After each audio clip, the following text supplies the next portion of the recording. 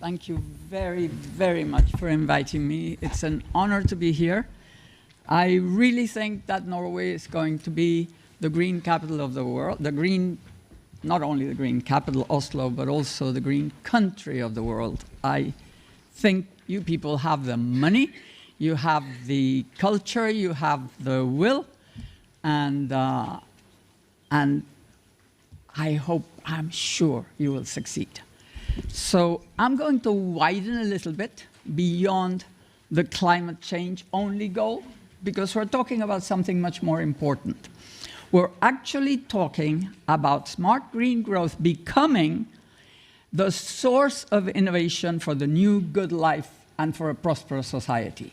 So it isn't just let's solve a problem, it's use that problem to solve all the other problems of the world, the socio-economic problems, through doing this. So that's what I'm going to talk about. Why we can think of this whole green growth agenda as an agenda that goes much further than that. So this is what I will argue today. I will argue that because of the ICT revolution, the future is digital and it is global, and nobody's going to stop that. You cannot stop information from being global, and therefore you really cannot stop the world from being global, the economy from being global. And of course, digital, it's obvious that it is going to be. At the same time, the thing is that if we want to successfully confront the challenges of slow growth and unemployment in many countries of the world, it must also be green. So we're talking about digital and green and global together at the same time. I'm also going to argue that all this cannot be done by markets alone.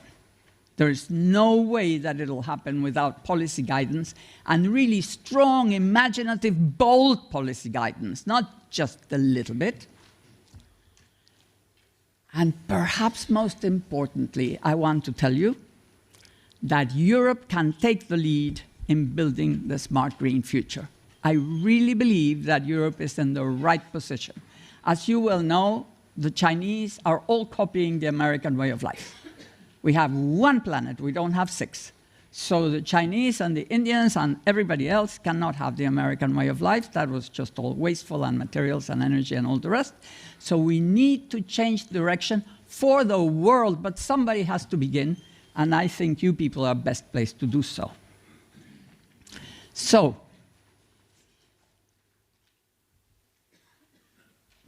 what's happening? Why now? Why green? Why Europe? That's what I will say. So it's now because all my studies of technological revolutions, all my knowledge of historical experience shows that we are now at the appropriate juncture for shaping the future. There have been 5 technological revolutions in 240 years, so there is enough variety, enough revolutions for me to have been able to study the regularities in them. The first one was, of course, the Industrial Revolution in England. That was the world when the introduction of machines, factories, and canals. And think of canals as the first interconnection like internet. It was really for goods and for information to travel very easily. And that was the first revolution. After that, we have the age of steam, coal, iron, and railways, and telegraph. That was the Victorian boom. Both were basically in the UK, but then comes the third revolution, and the third revolution was the first globalization. It was the age of steel, cheap steel to do all sorts of heavy engineering things, civil engineering, bridges, tunnels, high skyscrapers, electrical engineering. First time we have big electricity, chemical, naval. You people set up your electricity in that during those times. So that was the third revolution, the first globalization. And that was the time when we had all the emerging countries, like today we have China and India. We had the US and Germany forging ahead, and the US then taking over. But also Australia, New Zealand, South Africa, Argentina, Uruguay, Chile, all the Southern Hemisphere countries, because in 2 weeks with steamships, instead of sailing ships, you could travel from north to south. So you had this enormous global economy. Then, with Ford's Model T, we begin the age of the automobile, oil, plastics, and mass production, the legacy of which we are now having to try to get rid of. But it was wonderful. That was a time when, for the first time, even the working classes became middle-income consumers. So it was a wonderful golden age, what we had thanks to mass production, mass consumption. Now we've got to change. Every time we advance in a different way. And we have now our own age of information technology and telecommunications. Now notice that it's only halfway. It really is only halfway. Looking at the pattern of propagation, which I will show you now, we are now in the middle of the information revolution. We're not at the end. Lots of people are talking, where's the next revolution? No, no. This revolution has not yet given us everything it can give. Each brings a techno-economic shift and a socio-institutional shift. And the techno-economic happens early. It happens in the first half. But the socio-institutional has to happen now. The welfare state was created during the second half, after the war, after the 1930s. And that's what we need to do now. That brings new directions for innovation and the potential leap in productivity across the board.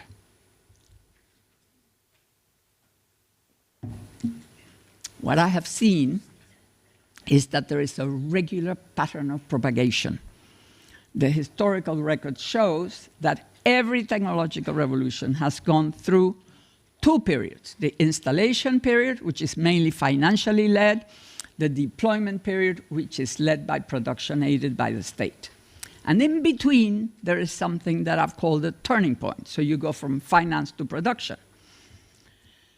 So what we have really with each technological revolution, we have the eruption of the technologies, then we have a bubble prosperity. Every single one has had a bubble at the end of that first period.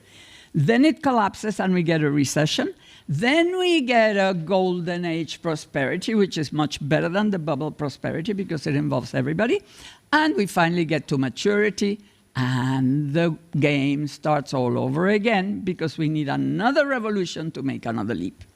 So the first one, we had canal mania, canal panic, then a short period, and then the Great British Leap. Then we had the railway mania in the second revolution, railway panic, a short period, Victorian boom, when the aristocracy actually supported the capitalists in order to get going. Then we had, as I said, the London-funded global booms all over the world, especially in the South, but also in the US. And then, again, a few years of turning point, and then we go to the Belle Epoque. The Roaring Twenties was the bubble of the age of the automobile. And then we had the longest turning point. Actually, the name turning point doesn't fit anymore when you have 13 years, of which you have a depression and a war. But after that, after all that horror, after all those soup kitchens and poverty, and after all the horrors of the war, we get the post-war golden age, the biggest boom in history. After that, we get the dot-com boom and the global casino, after Thatcher and Reagan had gotten rid of everything that made the golden age before. Then we have, this time, 2 bubbles. I warn you, we might be having a 3rd bubble before we get out of this, because politicians haven't understood that they've got to change, that they've got to take over, that they've got to guide the market, because finance is in the middle of a casino. So the first half is led by finance, and we've had enough of that. The second half would be led by production and the state, if and only if the state actually takes the lead. So we are there, and the possibility of a sustainable global golden age is ahead of us. We've got to construct it. What does this mean? This means that the adequate historical parallel for today is the 1930s. We are in the equivalent of the 1930s. Now, what is the nature of the turning point? As in the 1930s and now, structural unemployment, de-skilling, hopelessness, inequality, casino finance. They just play, they bet, and they just do not invest in the real economy. Therefore, we have low investment, except for the tech guys in California. There's very little investment really going on. You people, fortunately, have more than others. Feeble growth, social unrest, populist messianic leaders. Remember, we had Hitler, Mussolini. We had also Hitler, and we had Stalin. So, in fact, anarchists and all sorts of things. Why? Because of the hopelessness, because of the inequality, of course. We also have xenophobia, economic migrations, talk of secular stagnations. The first time it was ever used as a term to refer to the economy was in the 1930s by Alvin Hansen to the Economic Society, saying we can't grow anymore. Now realize that. That was said in the 30s, just before the biggest boom in history. So really, forget about secular stagnation. It all depends on us. Then, of course, recessions and even depression. The thing is that there is a huge underlying potential, technological potential, which lacks a clear synergistic direction. That is what we are seeing now. The possibility of using ICT in the direction of green to transform the whole economy and the whole way of life is right in front of us, and we're not doing it. Golden ages result from providing an adequate direction. We've got to choose the right direction to enable the unleashing of that potential across the whole economy. And each golden age, and this is very important to understand, each golden age involves a lifestyle change. And that becomes the aspirational good life. Remember that sometimes when we're talking about climate change, we are stoking fear. You know, we're going to have trouble. The world is going to be terrible. We've got to do something. Let's act before we get climate change. Or some other people about the lack of water or this or that. We're going to have lots of people dying. We're guilty. We've been using all this energy. If you have this attitude, we're lost. We'll never construct the golden age unless we manage to make it be understood as the good life, the luxury life. If we change to green, we're all going to be prosperous. And this is true. This is not inventing. You never change people's attitudes towards their whole life if it's not because it's aspirational and wonderful. People have to want this life. And that is what I'm going to argue today. So what was the golden age at other times that people wanted? Well, in the Victorian living, urban Victorian living from the 1850s in England, it was an alternative to the aristocrats living in, they had a style of life in the countryside. The capitalists that began, the manufacturers, all these people moved to the cities and created this new way of life. So that was the direction. And of course, England also became the workshop of the world. Now, for the third surge, it was the cosmopolitan way of life, the Belle Epoque in Europe from the 1920s, from the 1820s. And then we have suburbanization, the American way of life, the wife in the kitchen with all this factory and the whole, you know, the American way of life, everybody living in suburbia, everybody in a car, the going to the shopping mall, that was entertainment, shopping mall over the weekend, TV on the couch, eating frozen dinners. I mean, that whole thing was the good life. And people aspired to it. We can laugh now. But I can tell you, because I lived through it, we didn't laugh. We really thought it was good. I even remember the nylon shirts, which made me very hot, but I thought it was wonderful. I just washed them at night, and the next day I didn't have to iron. Wow! So, you know, every way of life has its things that make it aspirational and good. So that means that each lifestyle change brings new opportunities for innovation, for investment, and for jobs. The old way of life, that's what's being produced in China. So what are we going to do? It's obvious that that's not where the opportunities lie. That's not where the innovation is. So what is really, how do we get the unleashing of golden ages? With two things: the emergence of a new lifestyle and an active state redefining the playing field, tilting the playing field in a direction where everybody can innovate, everybody can be profitable, and people can live well and happily, thanks to that tilting of the playing field. So what does the new lifestyle do? Because you redefine the new aspirational good life, generally initiated by the young, the richer, and the more educated, you signal demand for complementary services and goods. So lots of new things that you demand with the new way of life. And the state provides the direction for profitable innovation with the new potential, which finance sees as risky, by the way. That's why they're not investing. Making demand available for the necessary production scales. If you think of the welfare state, it was a way of putting money in the hands of people so that they could buy the things that industry wanted to produce.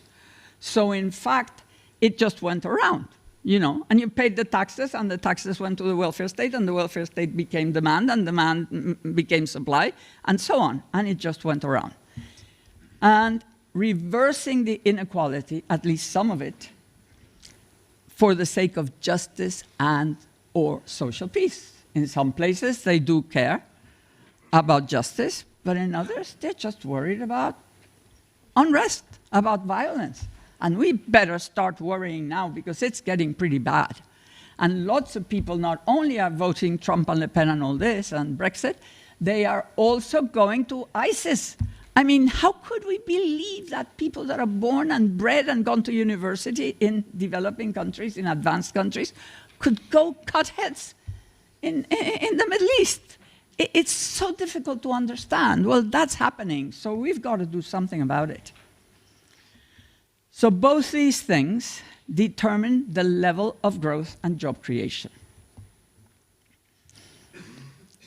Something to understand, and not so easy to understand, is that the proliferation of jobs to serve the new lifestyles are what's typical of golden ages.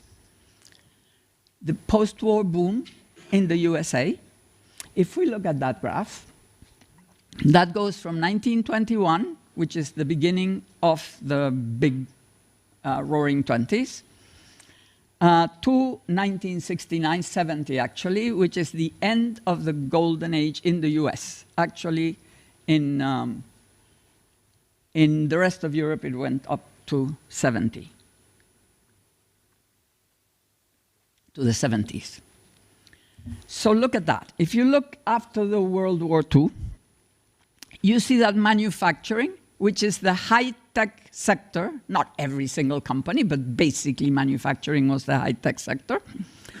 Look at that. It only increases 30% in labor, from 15 million to about 20 million. The rest of the economy multiplies by 3. So they go from the same 15 million to 40 million in just retail, trade, government, and services. Construction, transport, utilities, real estate, insurance, etc. They all grow in workforce. But the wages were good, because the wages are made of the average productivity. So you don't pay, you know, you don't have the distinction like that, because societies, especially because you have a social way of doing it, you actually have prosperity for all, whatever necessary job they do.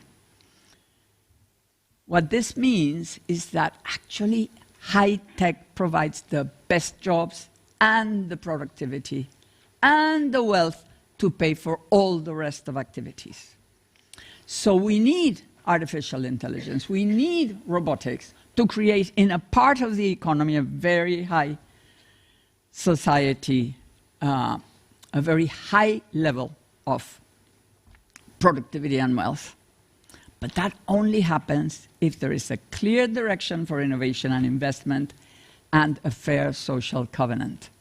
You've got to have a social justice policy so that that extra wealth that's created in one part of the society actually does not trickle down. It is shared in a fair, natural way by having good wages and a good well-being, welfare society. Now, why green?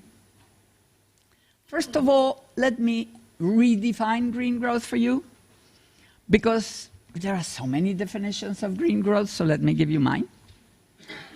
Green growth would be a constant increase in the proportion of intangibles in GDP and in lifestyles, by multiplying the productivity of resources rather than just worrying about the productivity of labor, and improving the quality of life of the great majorities. So that's what, for me, is green growth. Notice the notion of intangibles. It's making sure that you turn products into services rather than what mass production did, which was to turn services into products. So it means, specifically, to put the accent on care, preventive health, exercise, creativity and experiences, shifting to services rather than products, favoring renewables versus fossil fuel energy, obviously, developing and using biodegradable, degradable biomaterials, drastic reduction of waste, massive increase in reuse and recycling, making durable products truly durable, and shifting to a rental model. You know, really, people buy durables on credit. So they're really renting, because by the time they're finished paying, it breaks down and you have to start all over again. So in fact, we're renting, but we're making believe we're buying. Possession, possession, possession. We've got to stop that. We just need access. We just need to use what we need when we need it. And we can rent it, we can use it, we can take it back, we can borrow it, whatever. Have a different attitude, because possession is nothing. It's happiness that matters. So we shift to a rental model, and we then seriously introduce maintenance with 3D printing of parts. No more parts production that are just going to be wasted and thrown away because if they're not needed. We just build each part as it's needed by printing it. So people would have to have the rental, people would have to have the software, and so on. So since this is a natural direction for information technologies, we can call it smart green growth. So I really propose smart green growth, not just green growth, because we need to recognize the role of information technology. Now let me just give you a taste of the transformation spaces for the smart green production and lifestyles. We're talking about an aspirational good life with less energy and materials, more ICT and more jobs. So the human-centered services, health and care, leisure and sports, entertainment, mobility and distribution, diversified electricity, an education industry which has to be much wider than this kindergarten to a PhD, and then people exit at different parts of the economy, and then that's it. You're sealed forever. That's what you are. No way. We have to have a very wide, flexible, lifelong type of education with a lot of institutions, not only the public standard ones. We need to have many others, and we need to use the MOOCs and flip the classroom and do a million things. Education is one of the places where the transformation has to be the greatest. The arts, of course, all of them, intermediation between people and computers, sharing and barter, conservation, logistics, maintenance, resource recovery, recycling, and reuse, pollution reduction, and so on. How about modernization of production?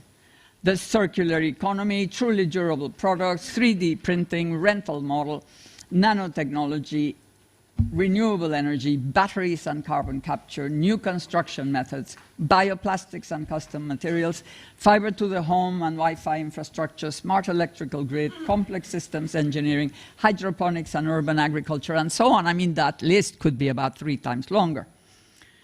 So massive innovation and massive employment next to robotics and artificial intelligence in sustainable activities enhanced and enabled by ICT. So that means that we would have massive innovation and massive employment next to robotics and artificial intelligence in sustainable activities. Did I say that? Enhanced and enabled by ICT. Okay. So the smart green, the smart green shift in lifestyle has begun, as always, among the young and at the top of the income and education scale. So we have natural instead of synthetic. We prefer the natural now. Minimalist design, gourmet and organic food, unprocessed, exercise for well-being, small rather than big, multi-purpose products, working from home, solar power and electric cars, intense internet use, low carbon footprint, durability, high quality versus quantity, repairability and upgradability, anti-waste, pro-recycling, customized versus standard, services versus tangible products, active and creative, prosumer versus passive consumer. We now act as producers and consumers at the same time, sustainable source products, sustainably sourced products, fair trade and social responsibility, etc., etc. It does not spread by guilt or fear, but by desire and aspiration. That's the good life now, the luxury life even.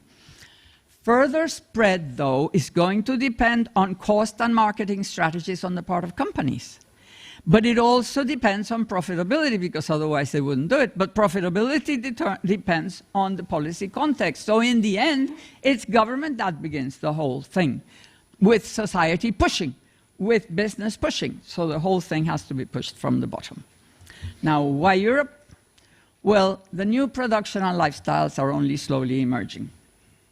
Why? Because each new paradigm must at first be still wrapped in the old. You know what that is? That's an automobile. It's an automobile in the early times when it was built by the same people that did horse carriages, and therefore the driver is holding the wheel that way instead of this way, because it's like the way he used to hold the reins. And of course, the engine, which is below him, is measured in horsepower. So that's how things begin. They look like the old, but it's already the beginning of the new.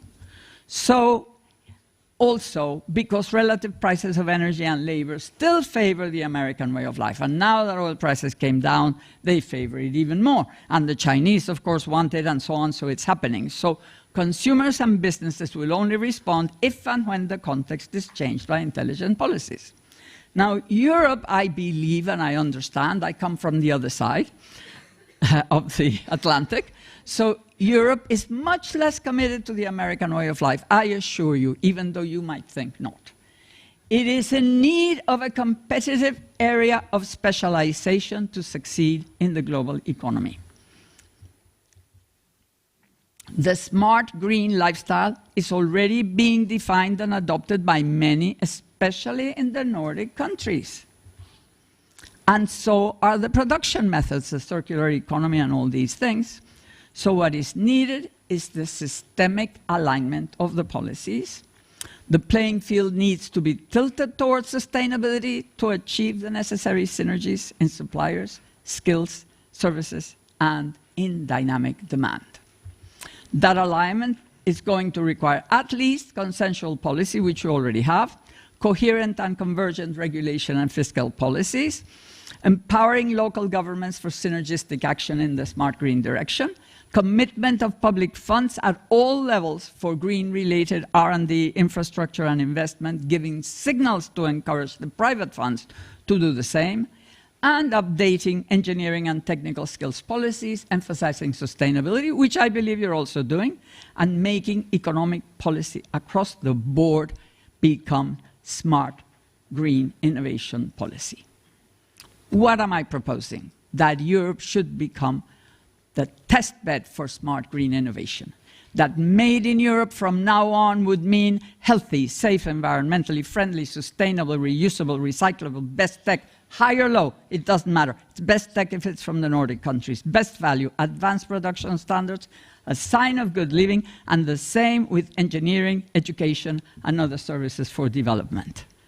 And the Nordic countries can forge ahead, and I believe among the Nordic countries, Norway can forge ahead.